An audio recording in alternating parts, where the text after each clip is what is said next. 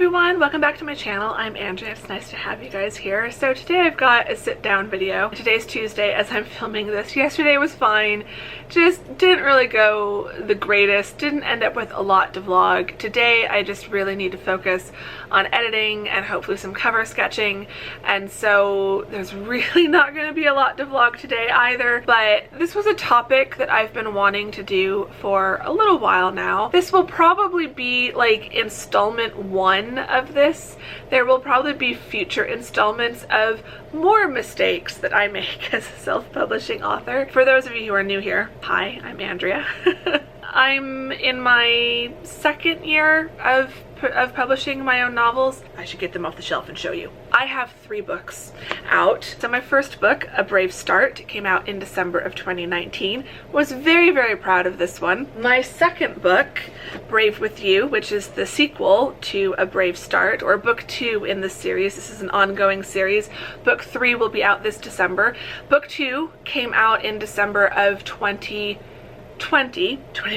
what a year. And then in May of this year, 2021, More Than Fate came out, and this book I co-authored with my dear friend Tamsin Birch. So she wrote the character Macy, I wrote the character Isla, and we had a lot of fun. So this book came out at the beginning of this year, and I'm now in the process of copy editing, which is what this screen is. My 4th book, which is going to be a part of the Independent Heart series.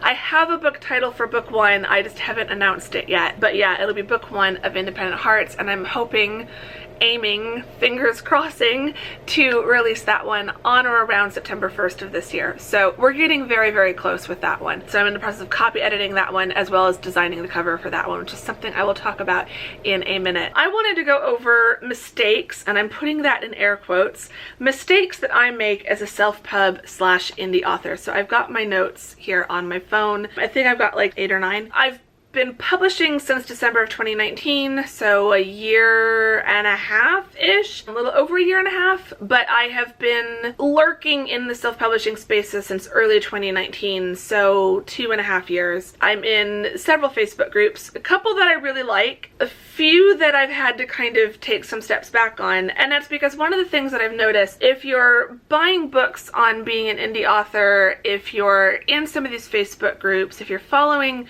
people on Instagram, if you're just in that kind of online space in general, you start to realize that there's a lot of advice and opinions masquerading themselves as hard rules and facts. They are, for the most part, a lot of this advice is kind of general best practices for self-publishing authors, but there are ways around them, or there are certain caveats, or just things to keep in mind as like you can work around these things if you're willing to do other things.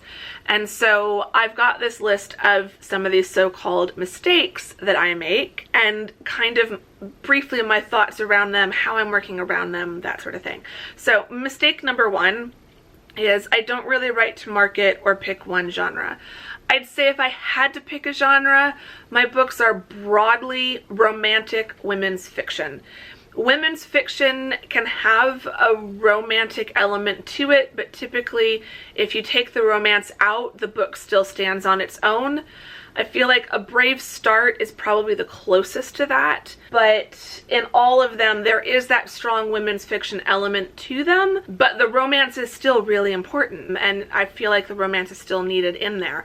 I'm a romantic at heart. I like writing romance. I like a good happily ever after, so I like writing books that have that, which isn't quite women's fiction. So my books kind of span different genres. I like to use elements of different genres together. More Than Fate, because of Macy's storyline, which was written by Tamsin, I think would also be really appealing to fans of the new adult genre. We didn't really market it as that because it's also got half the book is about a 40-year-old woman, which isn't new adult. So it can be tricky, but for me it's more important that I write stories that I really enjoy, and not that I'm writing what, you know, would neatly fit in a little genre box that I can tie with a bow, and certainly not writing just whatever is trendy at the moment. So when it comes to genre and tropes, which is I think the next thing, so jumping to tropes, you know, I don't use popular tropes. I will use different tropes, but I don't care about what's popular at the moment, what's trendy at the moment, where the trend seems to be going. I don't look at that at all. And then related to that is another mistake I use is I write in third person POV for romance. I write third person past tense. More Than Fate is written in first person past tense. Personally, as a reader, I don't like present tense. I can read it, but it's very jarring to me, and I don't typically enjoy it as much. When it comes to POV, point of view, as a reader, I don't really have a preference well, I do have a preference. I prefer third person across the board. As a reader and as a writer, I prefer third person. I can read first person and it doesn't really bother me. As a reader, I know people who, like, if they see a book is written in third person, they just won't read it. Okay, you're missing out, but okay. So I would never do that with first person. It's not my preference, but if a book is written in first person, I will happily read it. But as a writer, I did not really enjoy, like, I enjoyed writing More Than Fate overall. I did not enjoy writing in first person. It is a challenge. First person is limiting, and that can be a cool creative challenge, so that's how I approached it. But you know, I was already challenging myself by co-writing a book. That was brand new to me, so there was a lot that we were learning how to do with that, which was fun and interesting, but a challenge in itself. And so writing in first person, which was a challenge, and then, you know, there was a pandemic going on, and I was working full-time, and I was working on Brave With You at the same time. It was just a lot of challenges. So like, I haven't ruled out ever writing in first person again, but it won't be anytime soon. Just like I haven't ruled out co-writing again, but it won't be anytime soon. I have a lot that I'm trying to do. I'm working a full-time job on top of my writing, or rather I write on top of a full-time job. My ideas are challenging enough. I don't need to make them more challenging by writing in a point of view or a tense that I'm not comfortable with. But there are a lot of people who will try to say that first person is a must if you're writing romance, and that most romance readers won't read it if it's written in the third person. And like, where's your stats for that? Like, I want to see the market research. I want to see, out of a pool of like 1,000 readers, how many actually are that vehemently against third person before you can decide that romance has to be written in first person. No one has ever come to me and said, your book would be better if it was written in first person. So, or I didn't read your book. If you ever write in first person, let me know. Now I can at least point them to More Than Fate. But like, that's not a comment I've gotten from any of my readers. So I don't know how much of a mistake it actually is.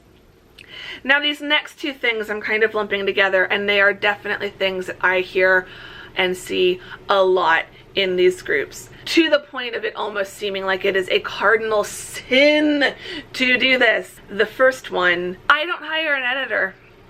I self-edit. I edit my own books. I always have, probably always will. I don't hire an editor, but I still spend a lot of time editing, and my books still go through multiple drafts. By the time I hit published, I have read my books at least 8 times each, on various writing and editing and copy editing and formatting and proofing, you know, phases. So I am going through my books with a fine-tooth comb. On my current book, I'm also utilizing Pro Writing Aid, which is helping a lot. Editing programs do not replace real eyes from an editor, but I would definitely say that I am not just a writer who edits her own books. I am a writer who is also an editor. I am learning and educating myself on how to self-edit, how to be an editor, how to edit a manuscript, how to edit my specific genres. So I am learning about editing as well as being a writer. So I do see them as two separate jobs, but I'm doing both of those jobs. So you don't have to hire an editor, but you do need to be willing to invest time into learning how to edit your book properly. I also still utilize really excellent beta readers. Shout out, high five, huge thank you, hugs and kisses to my amazing beta readers, because they really do make a huge difference. They really help me know what's working, what's not. Because I have multiple beta readers, they also help me kind of figure out what is like one person's opinion versus what is like an actual problem, because you can't please everyone. So yeah, you can edit your books, but there's a huge but in there. You have to be willing to put in that time. I'd say cover design is the same thing. So with both editing and cover design, I just happen to have a really weird and random mix of skills from past jobs and past experiences. I also have 2 advanced degrees in rhetoric and writing. This is another reason why I feel confident enough to edit my own books. Plus, coming from an academic background, I've just been trained to believe every first draft I write is crap and needs to be redone completely. So I'm not precious about anything I write. If a beta reader tells me this isn't working, it needs to be fixed, it needs to be changed, I will cut what I need to cut, I will change what needs to be changed. There's very little that I just put my foot down and I'm like, no, this stays the same. And I will consider making the changes before I decide, no, it needs to stay the same. So I'm not overly precious about my work. When it comes to cover design, I have a background as a costume designer. I've taken a number of art classes, drawing, painting, color theory, design and composition, 2-dimensional art, figure drawing. Like, I've taken a lot. I've taken a Photoshop class. So I understand the basics of graphic design and layout. I also look at what is kind of popular in the genre. What are the kind of current covers? What do they kind of look like? I think the one mistake, and I did jot this down, the one regret I have about doing the cover design myself is my sister did the cover for A Brave Start, and then I did the cover for Brave With You in the Across the Pond series.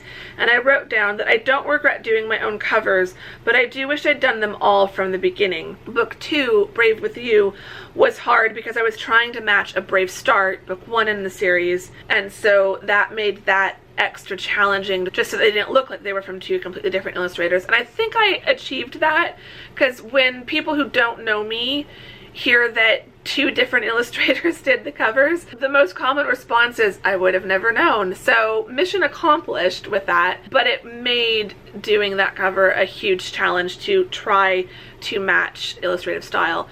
So that was definitely something I would have preferred to avoid. Also, I didn't have Photoshop when I did A Brave Start, and so when it came time to do the print book cover, the front, spine, and back, I was using a different program to lay those out, and so I didn't have access to the same fonts, and so the spine font on each is a little bit different, which would have been nice to avoid.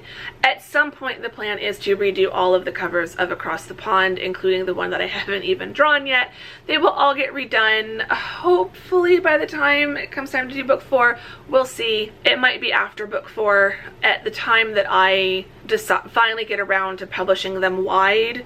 The plan is, and I'll get to that in a second, the plan is to redo the covers. But overall, I have no problem with doing my own covers. But again, as with editing, I'm spending a lot of time learning how to illustrate, how to design. I'm practicing, I'm improving, I'm trying to get better. It's not just something that I'm dashing out in one afternoon and calling it done. I take a lot of time on my covers. The next mistake, and this is one that I would say is an actual mistake and one that I'm currently working to rectify, I don't have an email list and I don't use email marketing. Bad, Andrea. This is something I honestly do wish that I had fixed from the beginning. I should have had an active live email list sign up from book 1, but 2019 was a crazy year for me personally, and getting the book just done, just written and published, was such a huge thing, and there was a lot with marketing that I just thought I'll deal with it later. Then of course, as soon as the book got published, you know, just a few months later, COVID struck, and so it kept getting pushed down on the list. It has been on my task list almost from the beginning. So I do wish that I'd done that. I am working on fixing that and getting an email list up. But yeah, that was definitely a challenge. That's definitely an honest mistake. And I would say if you are a first-time author, you're getting ready to publish your first book, get your email list set up. Look into your email options. Kindlepreneur Dave Chesson has a really great breakdown of all the kind of popular ones and which is best for an indie author. Get your email list sorted before you hit publish. Have the sign up link in the back of your book, especially your ebook. So that's something I'm going to have to do, is update the back matter of the books that are currently out to add that email list back in once I get it set up. Next is I don't pay for ads. I don't do ads. I don't do Amazon ads. I don't do Facebook ads. I don't do Instagram ads. I'm not opposed to them. I would like to do them at some point, but I also need to learn like what is the best way to do it, because I don't want to just spend money on an ad if I'm not going to make money back from it.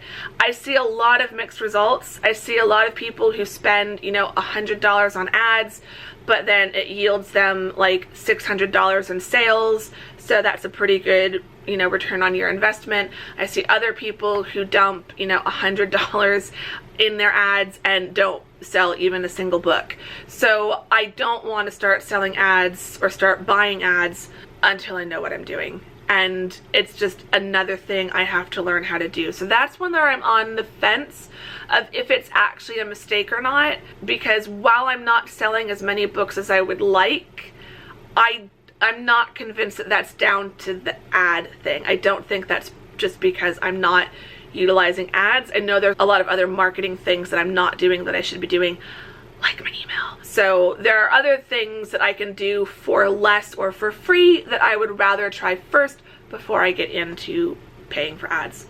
And then finally, the last mistake is I don't publish wide. I'm Amazon exclusive at this point, and there are a lot of people in these groups who would say that not publishing wide is a huge mistake for an indie author. I don't know. I mean, all of the authors that I'm aware of who are super popular, they are all wide authors. So what wide means is you can you're either Amazon exclusive, typically is what the opposite of wide would be, is you're only on Amazon, your ebooks are in Kindle Unlimited, your print books are only available on Amazon. If you're a wide author, you're through Amazon as one distributor, but then you're also available through a lot of other retailers. There are a few other self-publishing platforms you can go through. Ingramspark is the big one that everyone talks about. I'm sure you can find a ton of other YouTube videos on Ingramspark. I see a lot of mixed reviews. I see a lot of people who really like being wide and are happy with Ingramspark, and then I see a lot of people who are just tearing their hair out because Ingram is, 5 days later still hasn't responded to an email. The other issue with publishing only through Amazon or only through Ingramspark, you can publish only through Ingramspark. They can distribute to Amazon from there. Everyone advises that if you're going to make your books available on Amazon, to upload them directly to Amazon, and then everywhere else you can choose something like Ingram. But when you choose one of these platforms, they do offer their own free ISBN. The ISBN is, there's a little number on the back of the book and on the inside copyright page. Every book has its own unique ISBN, but those are really expensive. Apparently, unless you live in Canada, then it's free. One more reason to be nice to live in Canada. Here in the US, you can only get them through one website as well. You can only get them through Bowker. So it's $125, I think, something like that for one. It's like $250 for 10, or it's $500 for 100 ISBNs. So obviously, that is going to be your best value for your money. But most indie authors don't have even $125, let alone $500 to spend on ISBNs when you don't even know if your first book is going to sell anything. So from the beginning, I opted to go with the free ISBN through Amazon. I knew that that meant that if I ever wanted to publish my books elsewhere, I would have to get a new ISBN. So that is the plan. Eventually, I will take my books wide, and in order to do that, I will purchase my own ISBNs. I will unpublish everything from Amazon one at a time. I will have new covers. I will update the interiors, front matter, back matter, clean up any grammar typos that I found along the way, and then republish them as second editions with my own ISBNs, and then I can take them wide at that point. But for this stage, for kind of early stage, beginning as a self-publishing author, I'm happy to not be wide. I'm happy to be only on Amazon. I'm happy to not have to pay for my ISBNs. Amazon, KDP, you know, I have a variety of thoughts about Amazon in general, but Amazon KDP as a self-publishing platform, I have been really happy with. I have not had a single problem or glitch or minor issue that has not been fixed within 24 hours of emailing their customer support, usually in less than 24 hours. They are free. I think Ingramspark has a fee to set up with. It's not a lot, it's not, you know, it's not crazy, but there is a fee, whereas Amazon is completely free. Amazon doesn't make any money from you until you sell books, so they don't make money until you make money, and their royalty split is really fair, I think, my opinion. So yeah, I don't publish wide. Some would see that as a mistake. Some would also see that as another kind of cardinal sin. Some people have really strong opinions about these things, but it's been working okay for me. At the end of the day, with all of these mistakes, could they be impacting sales? Potentially. I don't know for sure, but sure, they could be having some impact. But I do think a huge part of why I don't sell as many books as I would like really just comes down to the fact that this is something I do on the side of a full-time job during a pandemic, and so I know I have not been spending as much time and energy on marketing as I could be. So I think that ultimately is the biggest problem. So what I'm hoping you'll get from this is that there is all of this advice, and there are all of these kind of guidelines and best practices, but all of them come with the caveat of it depends. Should you hire an editor? It depends. Depends on what your starting skill level is. It depends on how much time you're willing to invest in learning how to edit, in doing the editing yourself. So listen to the advice, seek out the advice, take the advice with a grain of salt. This is something that those of you who've been watching me for a while, you've seen me start to get a little too caught up in it and start to tear my hair out and doubting myself. And I have been feeling a lot better over these last 6 weeks or so since I finally just said, look, this is how they do it. I can only focus on how I do it and what is working for me. If I sit here as I'm editing my books thinking, everyone says I should hire an editor, I don't hire an editor, therefore my books are bad, it's just going to take all the fun out of it. I know my books aren't bad. I know I'm writing good books. I know I'm editing good books. I know that I'm putting out a final finished product that I am really proud of. And to me, that's what matters the most. That at the end of the day, I love my books and I'm proud of my books, and that people who do take the time to read them typically really, really enjoy them. Feedback that I get from people is overwhelmingly positive. I mean, there are people who don't like them. I know there are some, you know, lower reviews, and that's fine. You know, you're not going to please everyone, but the majority of my readers do love my books, and that is the best feeling as a writer. I'd love to hear your thoughts on this. If you are a writer, I'd love to know if you are making any of these mistakes yourself. Mistakes, again, in air quotes. Are they mistakes, or are we all just doing our own thing? So I'd love to know what your thoughts are on some of these topics. If you are a reader, I would really love to know your thoughts on the point of view topic. Are you die-hard first person, die-hard third person? You can only read one, you can't read the other. Do you read both? Do you have a preference? I'd really love to know, so we'll make that our kind of question of the vlog, because I would find that really interesting to know. A little bit of market research here. If you've enjoyed this video, please give it a thumbs up. I'd really appreciate that. Subscribe if you're not subscribed. That would be amazing. I need to get back to copy editing and cover drawing, and yeah, I will see you all very soon in the next video. Thank you very much for watching this one. Bye!